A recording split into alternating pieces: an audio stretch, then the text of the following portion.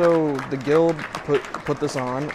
They're very instrumental in everything we do as brewers. So they really focused on getting a lot of good vendors here as well, and the seminars have been really good on top of that. But we'll get things started up. The camaraderie in this industry is huge. Always has been. In the craft beer industry, we have that common enemy of big beer, and we all come from local roots somewhere, and all of our breweries have this want and need to give back to our communities also. So we're all in it for the same reasons, so we definitely connect all that way and want to help each other. We can help them with their brew houses, with tanks, with cleaning equipment, dry hopping equipment. We kind of have the expertise on the equipment side of how to make the beer.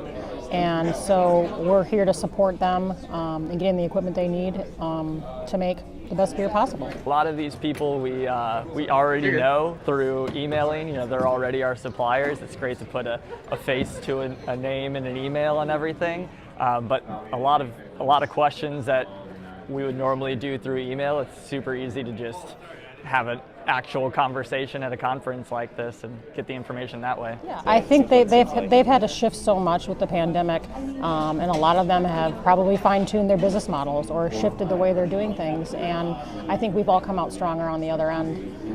And I think it's just being part of this guild. It's the vendors like myself that are equipment suppliers are just as much part of this community as the brewers that are making the beer, because we all kind of rely on each other to be successful. So we're dealing with it probably a little more intensely than the bigger breweries, but also being in a guild like the Illinois Craft Brewers Guild, those big breweries still care about the little breweries too.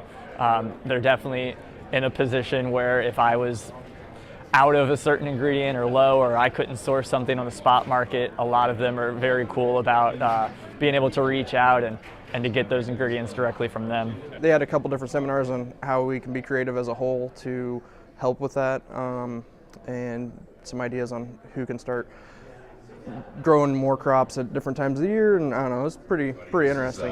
This has been a really, really cool couple of days.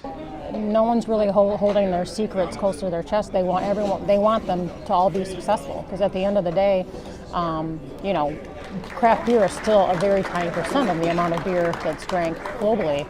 And if we can keep chipping away at those macro brewers, and they're part of the community too, but we're all just trying to continue to grow the craft brew industry and all these independent brewers and all these new businesses. So I think it's just been nice to be really part of that community.